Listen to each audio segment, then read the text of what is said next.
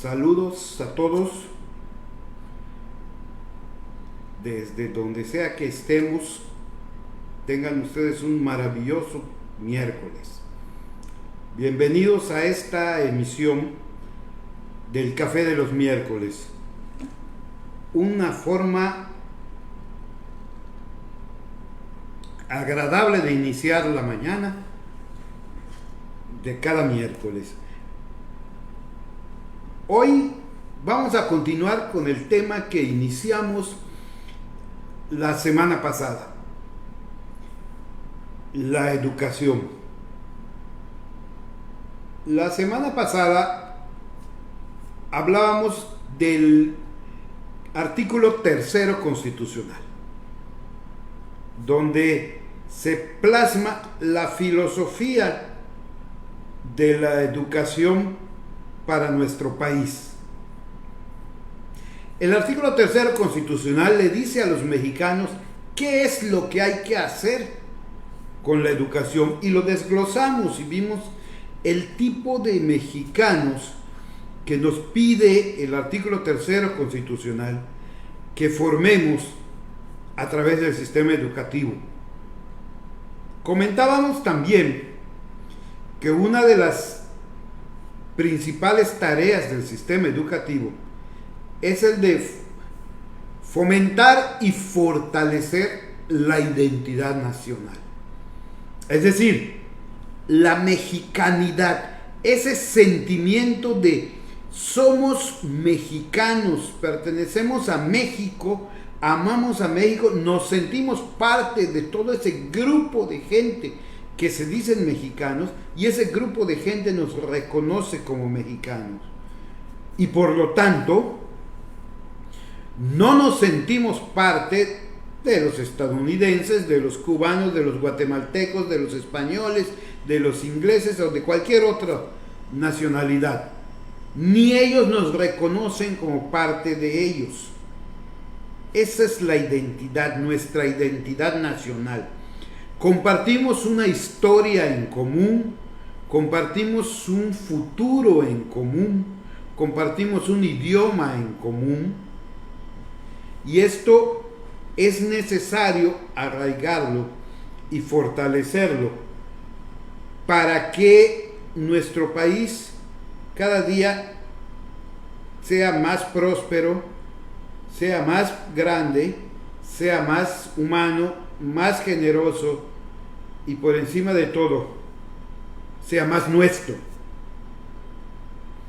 Y esto es lo que el artículo 3 constitucional nos indica. ¿Y cómo va la Secretaría de Educación a hacer esa tarea? ¿De qué manera la Secretaría de Educación se encarga de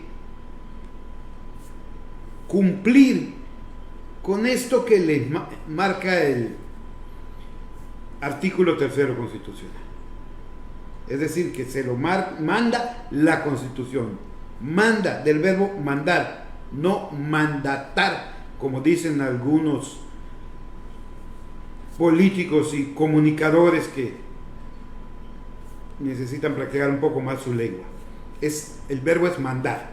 La Constitución le manda a la Secretaría de Educación hacer eso.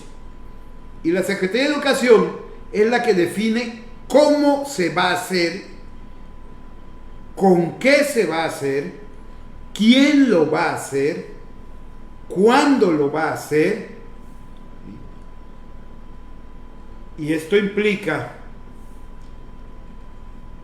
los planes y programas, los contenidos curriculares, el personal, tanto docente como de apoyo a la educación, los calendarios escolares, los recursos materiales y los recursos económicos. Y todo esto tiene que ser administrado por la Secretaría de Educación, es decir, tiene que decir y decidir Esto es para esto, en esta época, con esto y esto.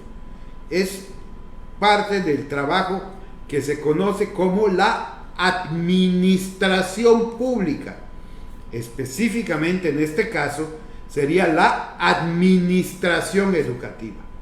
Cuando dice estos recursos van para salarios, estos recursos van para papelería, estos recursos van para pago a proveedores, estos recursos van para mantenimiento de las escuelas, estos recursos van para gastos extraordinarios, etcétera, etcétera, etcétera.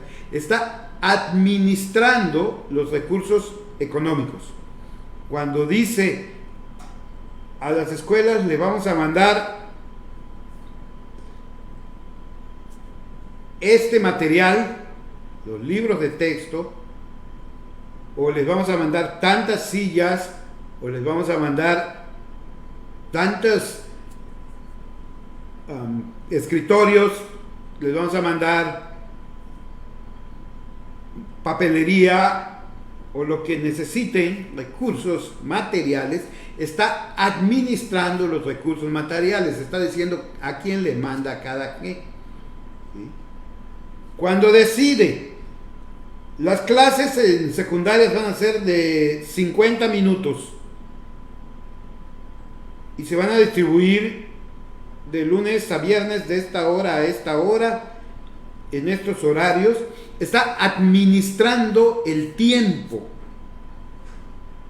Cuando dice, estos maestros van a dar estas materias, estos maestros van a dar este grado, este maestro va a dar esto, está administrando los recursos humanos. Esa es la administración de la educación.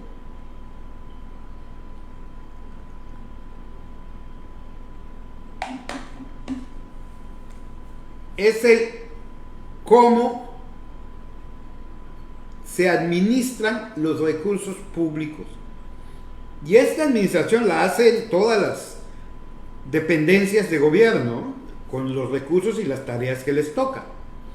Ahora, el cómo se va a hacer la tarea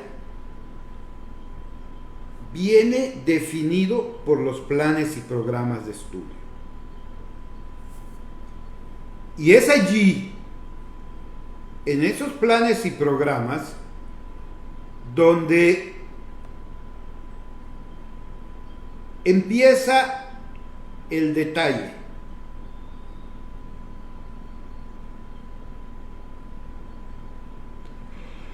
Viene definido por los... Porque no es nada más decidir esta materia, esta materia, esta materia. Es mucho más complejo que eso. He estado revisando la propuesta curricular de la Secretaría de Educación, un documento que me llegó por allá y que ha estado muy comentado y muy criticado en redes, en medios de comunicación,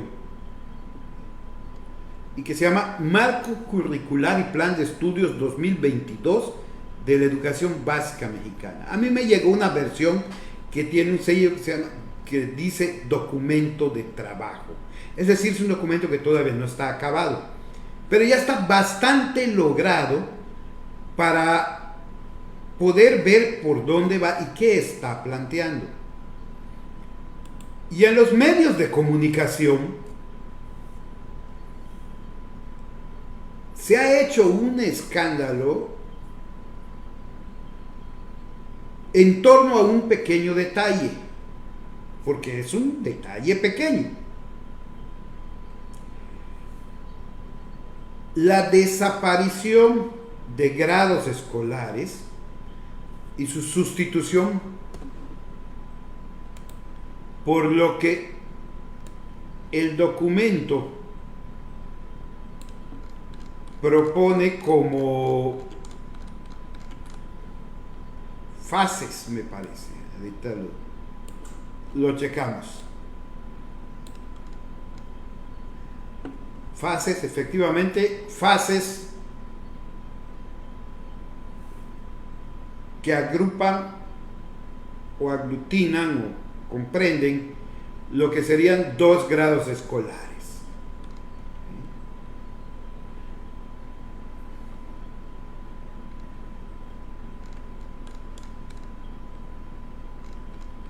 Y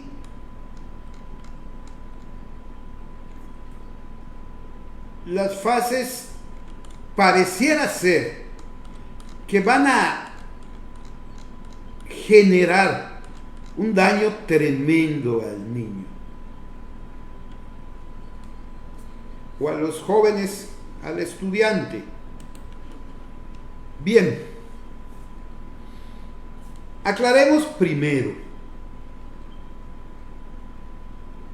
Los grados escolares, primero, segundo y tercero de preescolar, primero, segundo, tercero, cuarto, quinto y sexto de primaria, primero, segundo y tercero de secundaria, primero, segundo y tercero de bachillerato si quieren, y los semestres o grados completos, años si quieren, en universidad, como sea, son lapsos definidos por comodidad, arbitrariamente, administrativamente,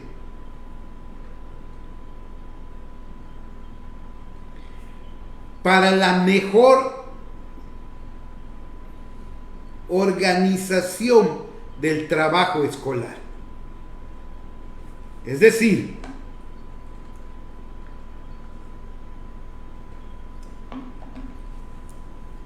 es una forma de distribuir el tiempo que no afecta en nada los procesos de aprendizaje.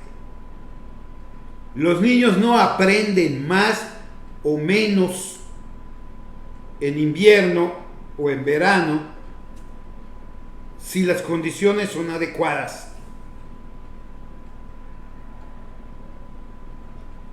¿Cómo está organizado el programa de estudios hasta hoy? De acuerdo con estos grados escolares, muy sencillo. En un grado se proponen contenidos nuevos y en el grado siguiente esos contenidos se refuerzan y se profundizan. Me explicaré. En primero, tercero y quinto de primaria, los niños van a entrar a ver temas, contenidos totalmente novedosos.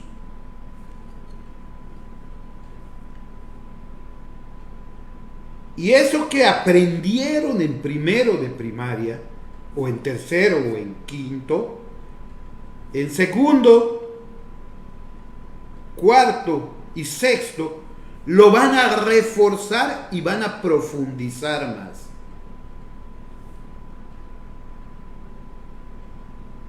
De tal manera, en este orden de ideas, primero y segundo son una fase. Tercero y cuarto son otra fase. Quinto y sexto son otra fase. Lo que se va a ver es lo mismo, con mayor amplitud y con mayor profundidad conforme se avanzó al grado siguiente.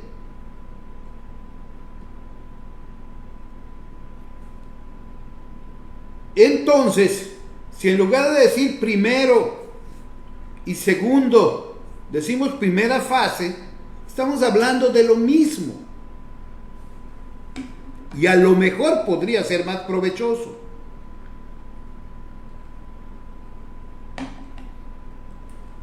En lugar de decirle al niño de quinto grado, tú no pasaste a sexto porque te falta todo esto y tienes que repetir el quinto,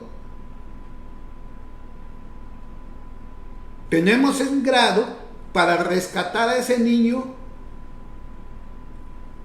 avanzar más y profundizar en esos contenidos de tal manera que subsane lo que le falta y lo fortalezca y pueda terminar apropiadamente la primaria.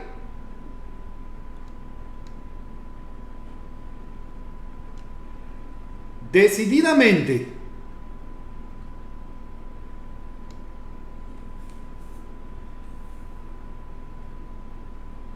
es necesario acostumbrarnos a esto. Todo cambio es difícil. Y yo no estoy seguro que la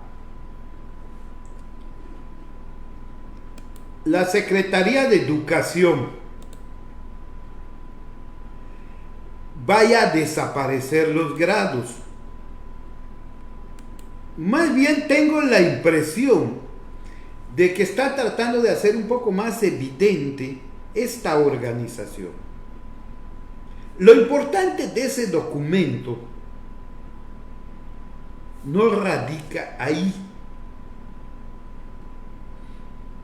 Hay que prestar un poco más de atención a todo lo previo al planteamiento de estas formas de organización de los contenidos.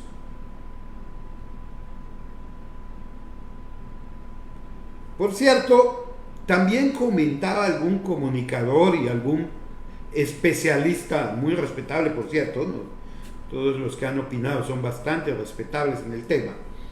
También comentaba por allá alguien sobre la propuesta de evaluación. Estuve analizando esa propuesta, muy interesante y bastante bien fundada, donde se hace más explícito el carácter diferente de la evaluación del de la acreditación y la calificación. Son dos cosas diferentes, aunque a veces tendemos a confundirlas. Y este error, yo recuerdo que tiene su origen cuando yo era muy joven en el sistema educativo. A los maestros se nos decía: al alumno no le digan hoy hay examen, porque se pone nervioso. Díganle que hay evaluación y lo va a tomar con más calma. Claro, en aquella época,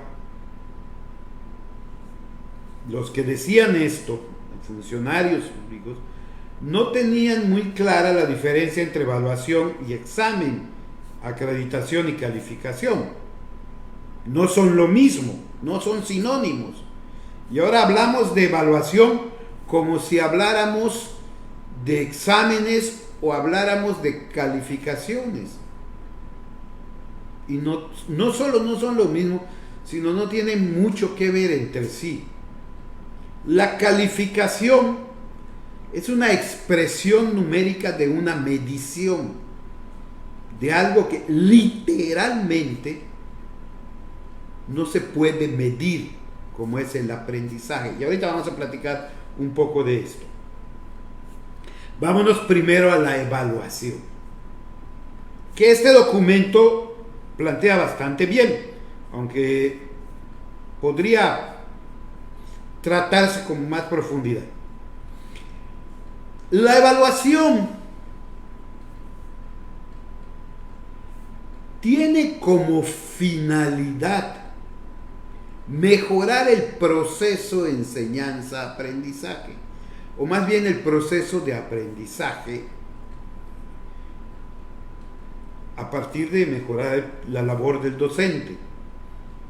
Es decir, la evaluación es un proceso que debe iniciar en el momento en que el docente está planeando su trabajo. y es continuo. ¿Y cuál es su finalidad?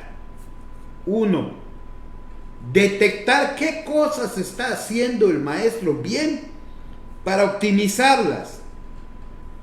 2.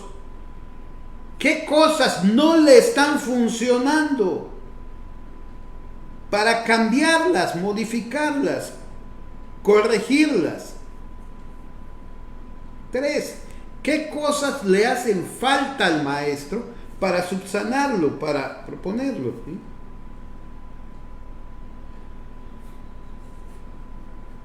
Y 4. ¿Qué cosas requiere profundizar y atender el maestro para que logre los objetivos, las metas, lo planeado, para que llegue a lo planeado? Por lo tanto, la evaluación no se hace al final, porque al final no tiene sentido. Yo no voy a evaluar si lo que hice resultó o no resultó, porque ya para qué, no me resultó, pero ya el alumno ya reprobó, ya perdí todo esto, no tiene caso.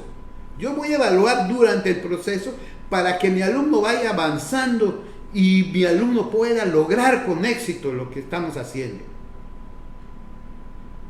No tiene como intención decirle al alumno, esto está mal, no sirves como alumno, estás reprobado porque no aprendiste.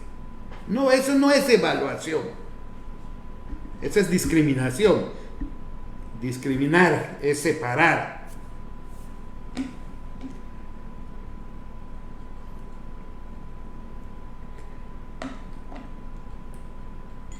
Y esto es lo que está proponiendo ese documento, que yo creo que está bien, nada más que hay que manejarlo mejor. Y no es nada nuevo. Esto lo hemos trabajado en el sistema formador de docentes durante muchos años.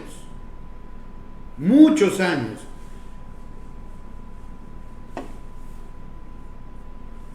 El problema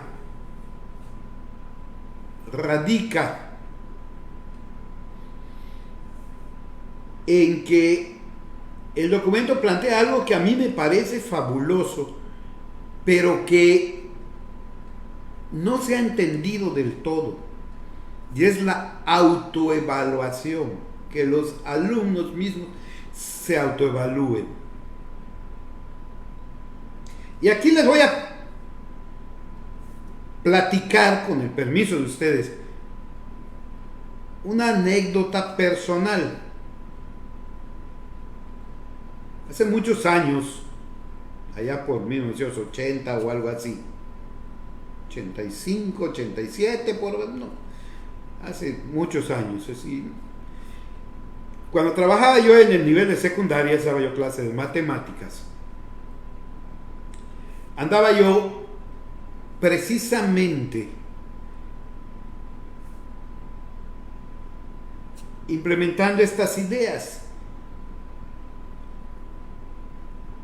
con la incomodidad de muchos de mis compañeros y el desacuerdo de los directivos. Lo que yo hacía con mis grupos, lo hice un par de años antes de dejar secundaria para irme a otro nivel, y me funcionó, aunque me dio trabajo al principio. Era un ejercicio de autocalificación. Acostumbrábamos, en un momento dado del proceso, en el aula, todo el grupo nos sentábamos y hablar, cada muchacho, ven acá, fulano, ¿cómo vas? ¿Qué has hecho? ¿Has estudiado? ¿No has estudiado? Al principio los alumnos titubeaban y tendían a no ser del todo honestos, trataban de disimular su falta de compromiso. Pero poco a poco, conforme se les fue dando confianza, fueron respondiendo mejor. Y hablaban claramente, y a veces lo decía el maestro, no es, ya no he entendido esto no. Y siempre el grupo apoyaba a los compañeros que tenían problemas. En aquel entonces había que calificar 4 veces durante el curso escolar, periodos, 4 periodos para entregar la calificación a los padres de familia.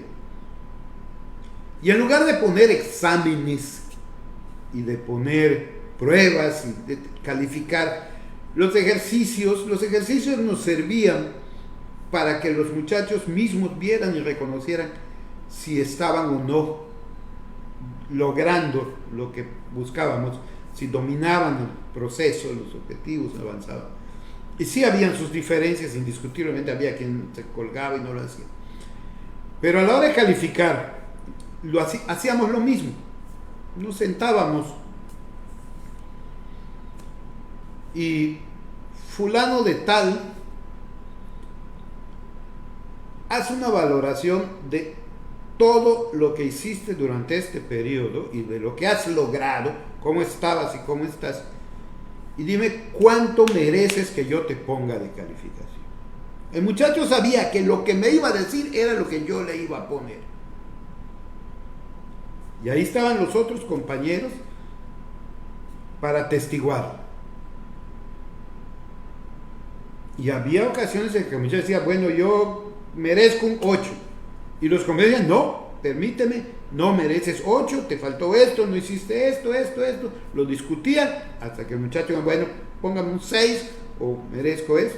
Y había quienes honestamente lo decían, maestro, yo no hice nada este periodo, merezco reprobar, no acreditado, una NA, un 5, en aquel entonces era un 5, póngame. Y se le ponía. Y el muchacho no solo lo aceptaba, sino que estaba convencido de que fue lo correcto.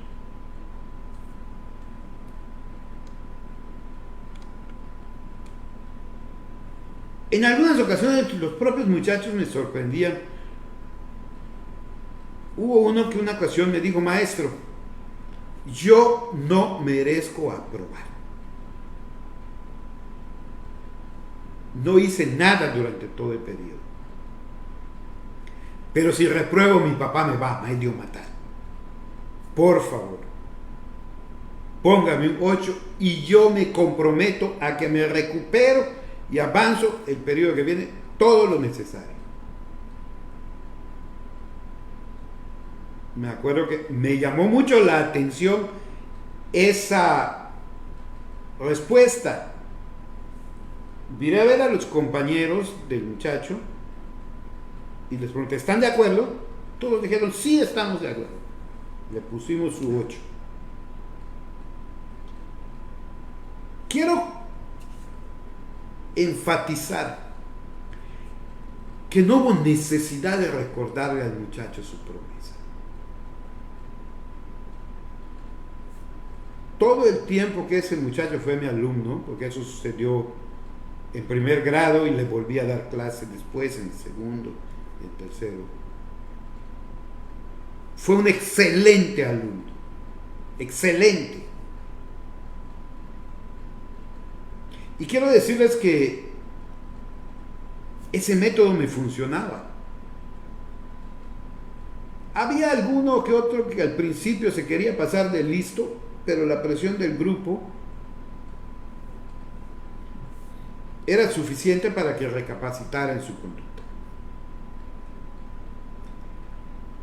Y todo se basaba en la confianza y en entender el proceso de evaluación y el proceso de acreditación.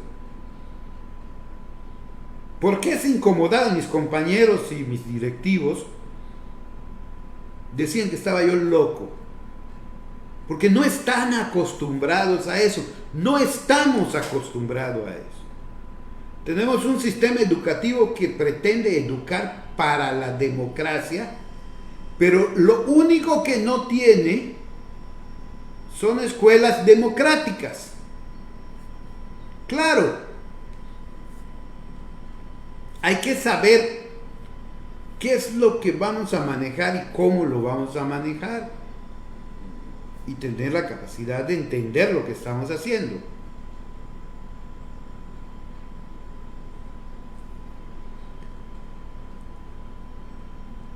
Entonces,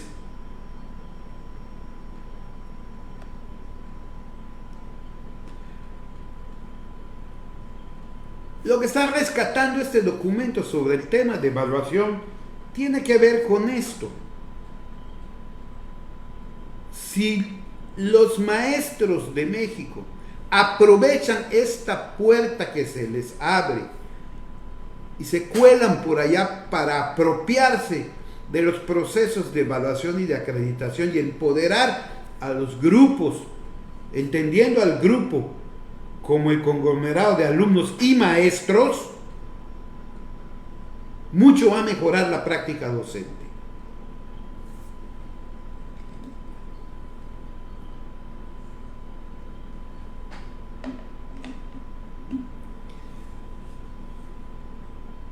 Sin embargo,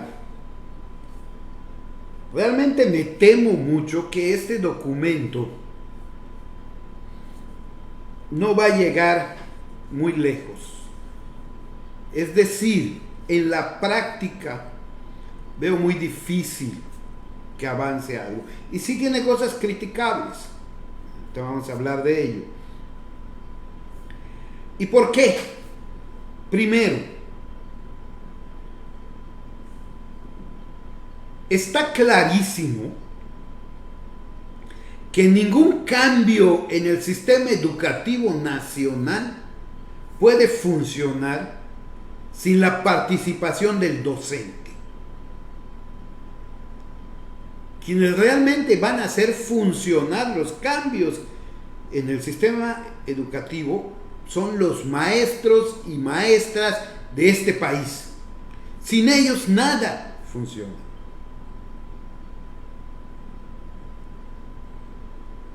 Y la Secretaría de Educación sigue haciendo las cosas como se han hecho durante los últimos 90 años en el sistema educativo. Primero piensan los cambios con una intención política, y este documento que comentamos es claramente un documento político, hay que hablar de eso también. Y una vez plasmados en el papel los cambios, se anuncian, se hacen públicos, se distribuyen en las escuelas y luego viene la capacitación al docente, que hay muchas formas de capacitarlo. La más común es en cascada, como la conocen. ¿En qué consiste eso? Se va un grupo de personas a la Ciudad de México, toman un curso que dura, ¿qué les gusta? Un mes, si quieren, donde se les barniza de los cambios.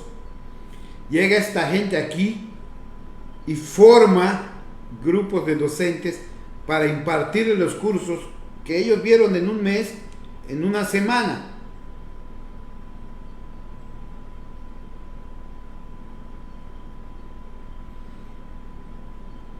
Y el maestro hace así y ve lo que está haciendo, que ya tiene años con lo que está haciendo, ya le acomodó y el maestro cree que le funciona. Enfatizo, cree que le funciona. ¿Por qué? Porque le es más cómodo al maestro, solo por eso, no porque el alumno esté logrando lo que tiene que lograr. ¿Cuándo va a funcionar algo? Cuando en el sistema educativo no hay un solo alumno reprobado. Ahí diríamos que funcionó óptimamente. Pero bueno, ese es otro tema. Aquí el tema es que, como el maestro cree que lo que está haciendo le funciona y lo que le están imponiendo desde arriba, que no comprende del todo bien, ¿sí?, no lo conoce. Empieza a matizar y a ver cómo adaptar lo que le dijeron que haga, de tal manera que se acomode a lo que siempre ha hecho. Y al final de cuentas, resulta que el maestro sigue trabajando como siempre ha trabajado. Los maestros antiguos, que cada vez son menos, por razones obvias, recordarán que en 1992 vino un cambio radical en los planes y programas. Antes del 92, los planes y programas venían por objetivos. Teníamos el conductismo y nos decían el objetivo general, el objetivo particular, el objetivo específico y las actividades sugeridas.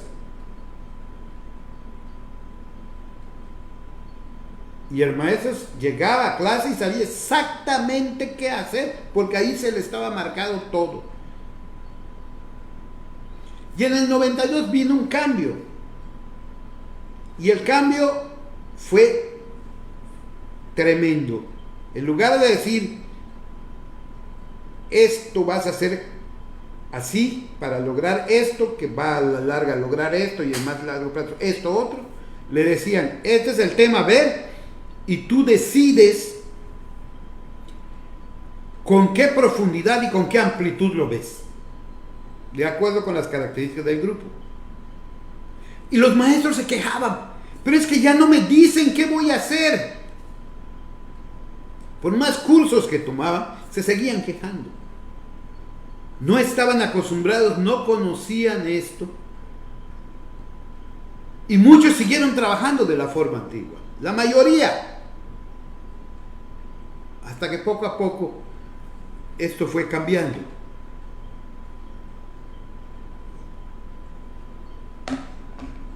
Porque no son los cursos los que van a hacer que el maestro cambie. Esos cursos hechos al vapor, implementando algo sin la participación del maestro, nunca han funcionado ni van a seguir funcionando, no van a funcionar. Ese es el problema que tiene este proyecto. Por otro lado, este proyecto fue diseñado sobre el escritorio.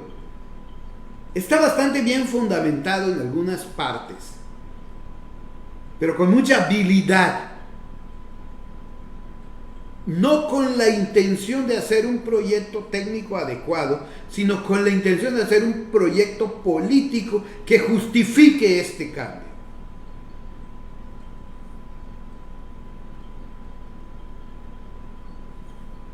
Entonces, este documento lo que dice es todo lo que se hizo durante son casi 100 años de la Secretaría de Educación, estuvo mal, está mal. Nosotros vamos a salvar el sistema educativo porque está mal. Yo no voy a negar el fracaso de la educación en México. Tampoco lo voy a criticar. La educación en México ha tenido fracasos rotundos y ha tenido aciertos contundentes. Y hay que reconocerlo. Si no fuera así, México no soportaría lo que soporta.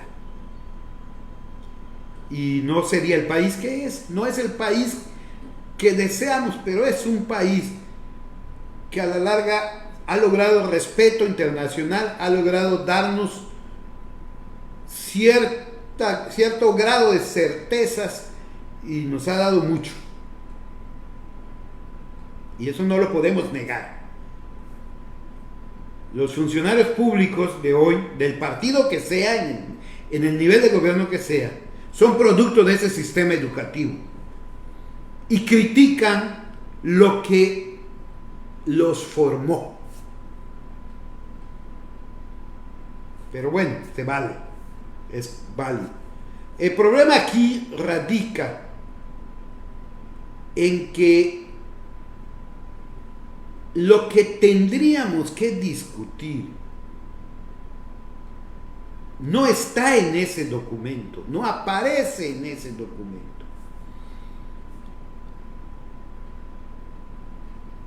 Y más parece planteado desde una visión política, ideológica y teórica, y no desde una visión de la realidad.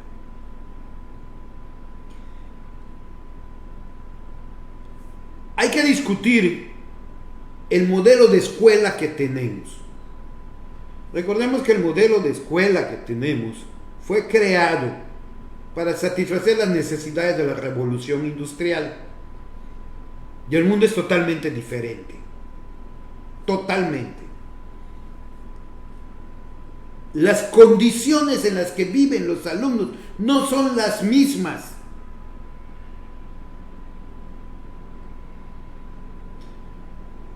Tenemos que discutir las características de la sociedad actual y de nuestros estudiantes. Y eso no se discute ni se profundiza en el documento. Tenemos que convocar a una discusión de expertos y a un pacto nacional educativo en el que todo el país esté involucrado. Y tenemos que entender que México tiene que responder a las condiciones del mundo actual. México ya no está en la Guerra Fría de los 60, 70, en la que la polarización ideológica en dos campos era lo que condicionaba la vida de los demás. Vivimos en un mundo más plural, diferente, más comunicado. La globalización no es solo un modelo económico, es un fenómeno irreversible.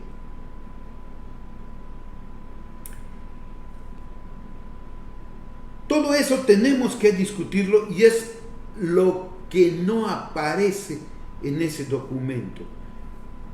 Está hábilmente fundamentado en planteamientos teóricos mezclados indistintamente unos con otros, temporalidades intercaladas, con la finalidad de justificar al documento y de denostar a todas las administraciones anteriores. Pero la esencia del problema educativo no se atiende.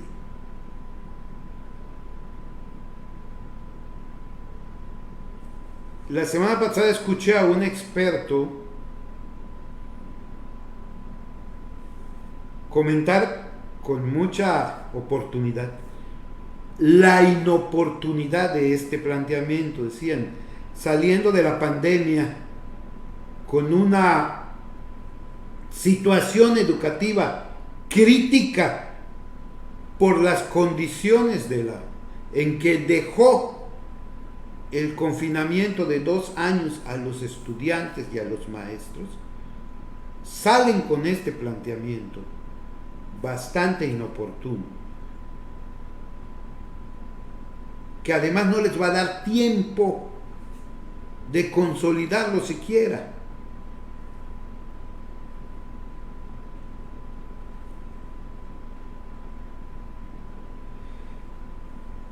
Un tema mucho más profundo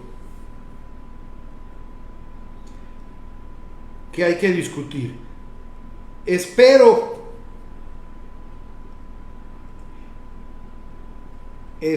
realmente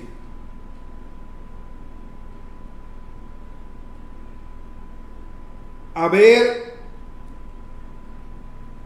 despejado algunas de las dudas y haber abundado con algunos elementos para entender mejor el sistema educativo nacional, lo que está pasando, y apoyar en la mejora de la educación.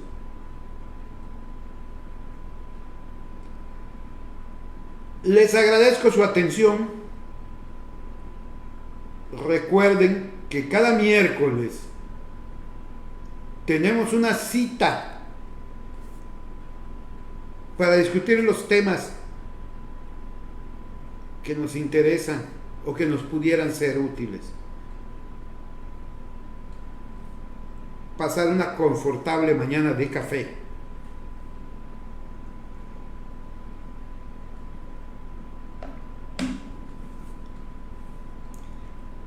Que tengan una exitosa semana. Hasta la próxima.